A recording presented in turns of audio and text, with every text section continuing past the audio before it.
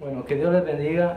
Estamos iniciando algo distinto en un día no habitual para todos nosotros, pero es algo que nace con la intención de estar ahí constantemente llevándote a meditar en la palabra de Dios y en consecuencia en el Señor. Nuevas realidades, ya saben, demandan de nosotros nuevas acciones, pero la meta no cambia, es decir, los procesos pueden cambiar, pero la visión y misión es siempre la misma. Este día quisiera comenzar haciéndote una pregunta: ¿cómo está tu fe? ¿Cómo está? Al ver todo lo que te rodea, al ver cómo tu realidad cambia de un día para otro, ¿cómo está tu fe? Después de ver, por ejemplo, las cantidades de ruego que todo el mundo está levantando y ver la cantidad de muertes que están sucediendo, después de pedir a Dios que pare ya con este virus y aún no sucede, ¿cómo está tu fe? ¿Está intacta? ¿Está tambaleante? ¿Ya no hay más fe? Un día Jesús hizo esta pregunta: cuando venga el Hijo del Hombre, preguntó él, ¿hallará fe en la tierra? Y esta pregunta, yo sé que muchos de ustedes recuerdan que la hizo después de aconsejar a sus discípulos a que hicieran peticiones, prácticamente estaba aconsejando que hicieran peticiones insistentes a Dios.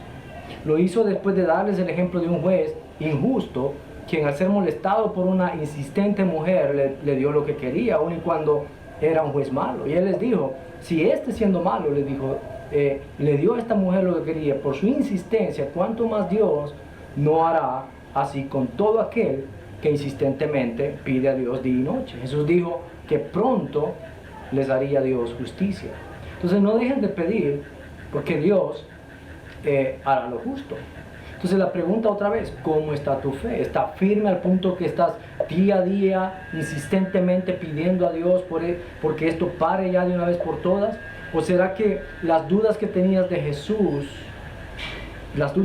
Jesús tenía acerca de nuestra fe, es ya una realidad en nuestra vida? ¿Será que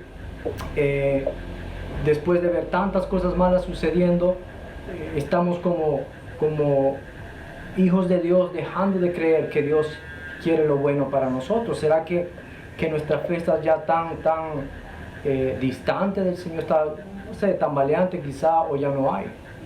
Otra vez, ¿cómo está tu fe? Oigan lo que dice Hebreos 11, me gusta este capítulo, es un capítulo maravilloso. Después dice: la fe, la certeza de lo que se espera, la convicción de lo que no se ve, porque por ella, dice, alcanzaron buen testimonio los antiguos. Por la fe, dice el versículo 3, entendemos haber sido constituido el universo por la palabra de Dios, de modo que lo que se ve fue hecho de lo que no se veía. Verso 6, pero sin fe, dice, es imposible agradar a Dios, porque es necesario que el que se acerca a Dios crea que le hay y que es galardonador de los que le buscan. Y comienza a dar una serie de ejemplos de gente de fe. Por la fe, dice Noé, cuando fue advertido por Dios acerca de cosas que aún no se veían, con temor, dice, preparó el arca en que su casa se salvase. Y por esa fe condenó al mundo y fue hecho heredero de la justicia que viene por la fe. Por la fe Abraham, dice, siendo llamado, obedeció para salir al lugar que había de recibir como herencia y salió sin saber a dónde iba. Por la fe habitó como extranjero, dice, en la tierra prometida como en tierra ajena, morando en tiendas con Isaac y Jacob, coherederos de la promesa. Porque esperaban, dice, la ciudad que tiene fundamentos, cuyo arquitecto y constructor es Dios. Por la fe también, dice, la misma Sara, siendo estéril, bien increíble, recibió fuerzas para concebir y dio a luz aún fuera del tiempo de la edad, porque creyó que era fiel quien lo había prometido.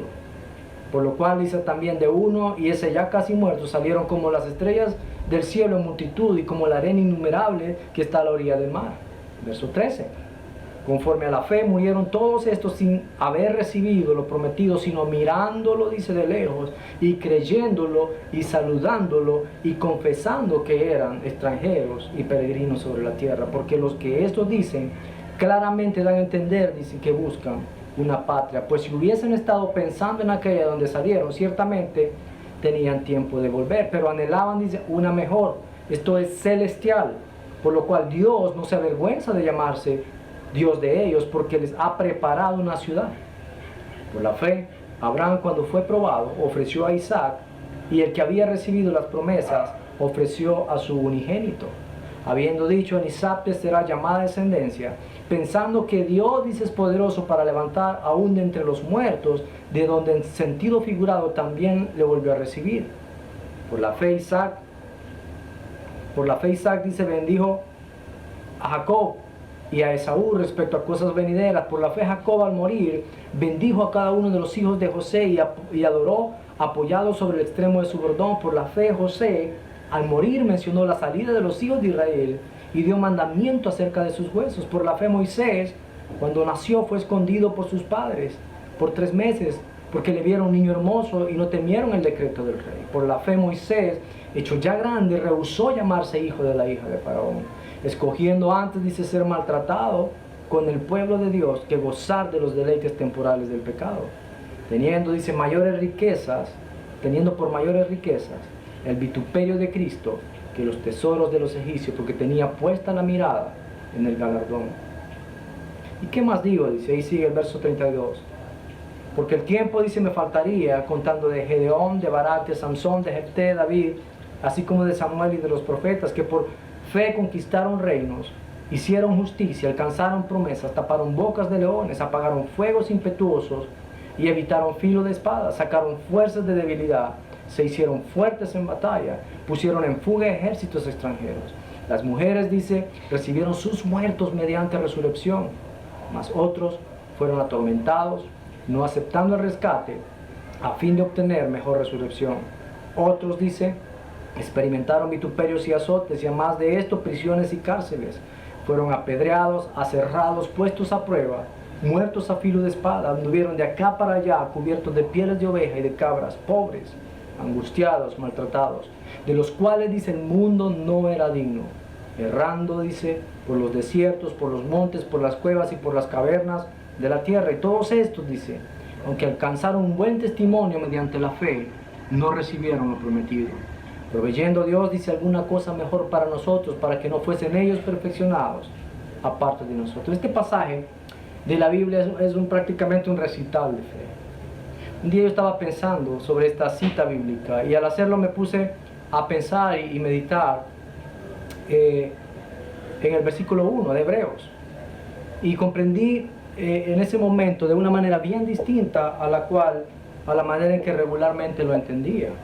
Una de las cosas que pude ver es que, como muchas veces me había equivocado, pues, ya que le había dado vuelta a la definición de fe. Es más, pensaba que lo que Hebreos dice es una definición de la fe. Cuando leemos Hebreos, algunos damos por sentado que esta cita bíblica, lo que encontramos en Hebreos 11.1, es la definición de fe, cuando no lo es. De hecho, Hebreos 11.1 es una aplicación práctica de lo que la fe es o debe ser para nosotros. Es básicamente una muestra de lo que la fe produce en nosotros. Fe, etimológicamente, viene de la palabra del griego pistis y del latín fides, que significa confianza, seguridad en la palabra de otro. No es la certeza de lo que nos espera, la convicción de lo que no se ve. Eso es lo que produce la fe. Lo peor de todo es que cuando asumimos que lo que Hebreos dice es una definición, nosotros le damos vuelta a la definición. Es decir, usamos la definición de que lo que dice que produce la fe para definir qué es la fe. Es decir, que pensamos que fe es certeza de lo que esperamos. Pensamos que fe es la convicción de lo que no vemos, cuando en realidad de la fe es donde nace esa confianza, es donde nace esa seguridad en Dios. La fe es la sustancia, aquello que nos da la capacidad de esperar. Es decir, que es esa confianza, esa seguridad que tenemos en la palabra de Dios, la que sostiene o ha de sostener esas convicciones que hay o debería de haber en nuestro ser. Y como usamos mal la palabra, comenzamos a cimentar nuestra fe nuestra vida de una manera equivocada. Comenzamos a declarar la palabra de manera equivocada y comenzamos a esperar de nuestro Señor cosas equivocadas. Nosotros llegamos a pensar, como tengo certeza de lo que me espera, entonces creo que tengo fe, ¿ya? Y cuando no sucede lo que espero, entonces también creo que no tengo fe. Cuando tengo convicción de lo que no veo, creo que tengo fe. Pero cuando aquello que estaba convencido que pasaría no pasa, también creo que no tengo fe. Entonces, los resultados, en definitiva, no son lo que debe determinar tu fe. Lo que te rodea no debe de minar la confianza que tienes en las palabras de Dios. Y esto lo digo en el sentido de cada palabra que ha salido de la boca de Dios. No en el sentido de la palabra, porque muchos decimos, nosotros abrimos la Biblia y decimos, abramos la palabra. No, estoy hablando de esas palabras que salen de la boca de Dios. Debemos de tener fe en todo lo que Dios ha dicho que se cumplirá para nuestro beneficio. En una prédica titulada Dios todavía hace milagros, que nos impartió nuestro pastor, él contó la historia de un hombre que estaba escalando una montaña y se cayó, pero se salvó por haberse agarrado de una rama, de un risco. Estando ahí, aquel hombre, estando colgado, él clamó al cielo y dijo, ¿está alguien ahí? Y contestó una gran voz del cielo, decía el pastor, que le dijo, sí, aquí estoy, soy Dios. ¿Qué quieres? Entonces el hombre clamó, yo necesito un milagro, ¿me puedes salvar? Y Dios le dijo, está bien, te voy a salvar. Y Dios le preguntó, ¿confías en mí? Y el hombre dijo, sí, Señor, yo confío en ti. Dios le preguntó, ¿crees en mí? Y el hombre contestó, sí, creo en ti. Entonces la gran voz del cielo le dijo, suéltate. Entonces el hombre se quedó, ¿hay alguien más ahí que me pueda ayudar? Entonces a veces él mencionaba cómo así somos con Dios. Pensamos que confiamos y creemos en Él, pero a la hora de las horas comenzamos a dudar y realmente no creemos. Cuando encontramos una situación en donde necesitamos un milagro, en lugar de buscar a Dios, comenzamos a alejarnos de Dios. No leemos como antes, no oramos como al principio. Buscamos otro para resolver nuestro problema. Dejamos de buscar a Dios y comenzamos a confiar, por ejemplo, más en el presidente, o en los procesos, o en los protocolos de salud, en las mascarillas, en los jabones, en los clorhidratos, como lo que yo espero no se da, como aquello que estaba convencido vería, aún no lo veo, entonces dejo de creer, dejo de confiar en las palabras de Dios para mi vida y dejo de tener fe.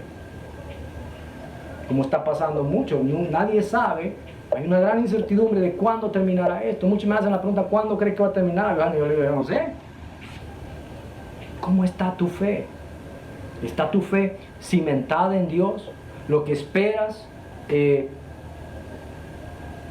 todo lo que esperas, las convicciones que tienes, ¿tienen su base en lo que Dios ha hecho por ti? ¿O ya estás en el camino de ver qué haces por ti mismo? Es increíble cómo Dios, y muchos de ustedes sé que lo testificarán en su momento, cómo Dios nos ha cuidado. Dios ha provisto hasta el día de hoy. Es increíble ver cómo Dios se encarga de sus hijos y sus necesidades cuando nos abandonamos en sus manos. Dios hace cosas maravillosas cuando dependemos totalmente de Él. Y nuestra vida en realidad demuestra esa dependencia en Él. Hebreos 12:2 dice lo siguiente: puestos los ojos en Jesús, el autor y consumador de la fe, quien por el gozo, dice, puesto delante de Él, soportó la cruz menospreciando la vergüenza y se ha sentado a la diestra del trono de Dios. Considerad, dice pues, a aquel que soportó tal hostilidad de los pecadores contra sí mismo, para que no os canséis ni os desaniméis en vuestro corazón, porque todavía en vuestra lucha contra el pecado, esto lo he dicho muchas veces, no habéis resistido hasta el punto de derramar sangre. Cuando leí estos versos diciendo que Jesús es el autor y consumador de la fe, solo pude recordar a Jesús diciendo en la cruz, consumado es. Pero ¿qué es lo que consumó? Carros, dinero, salud eterna, bienestar eterno en la tierra. Lo que Él consumó con su muerte y resurrección fue salvación de una muerte eterna. Y lo que Él consumó fue vida eterna para nosotros.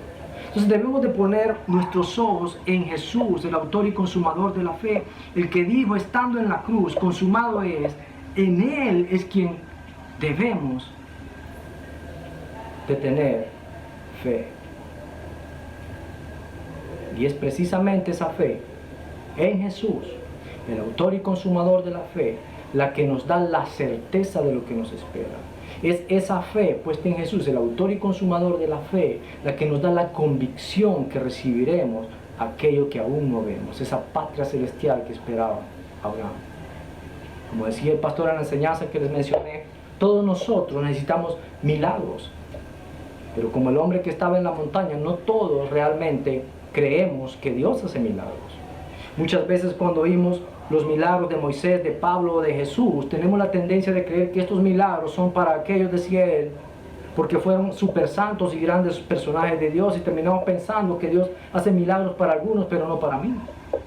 Oiga lo que dice, decía el 2 de Corintios 1:20, porque todas las promesas de Dios son en Él sí y en Él amén, por nosotros, para la gloria de Dios. Otra vez, Dios es bueno, no porque nosotros somos buenos, no porque nosotros tenemos una gran capacidad de creer. Dios es bueno porque Él es bueno. ¿Ya?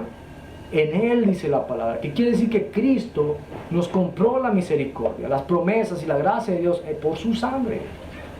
Entonces el problema, decía el pastor en su prédica, con la falta de milagros, no es porque Dios no quiere hacer milagros en nuestra vida, sino que es porque tenemos muchos pensamientos equivocados que estancan el involucramiento de Dios en nuestra vida.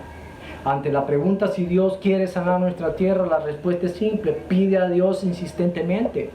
Y aun aquello que quizá no quiere hacerlo, haga por tu insistencia y por el amor que te tiene. Pero nunca debes olvidar, eso sí, que Él hará justicia. Pronto, dijo Jesús, les hará justicia. Y esto es lo que muchas veces no queremos entender, ¿qué es lo justo? Porque para nosotros no es justo que estén muriendo tantos ancianos. Dios todavía hace milagros. La pregunta es, ¿crees en las palabras de Dios? Entonces, otra vez, ¿cómo está tu fe? Yo quiero invitarte este día a que pongas tus ojos en el autor y consumador de la fe. Pon tus ojos en Cristo Jesús, que Él nunca nos fallará. Bueno, que Dios les bendiga, hermano.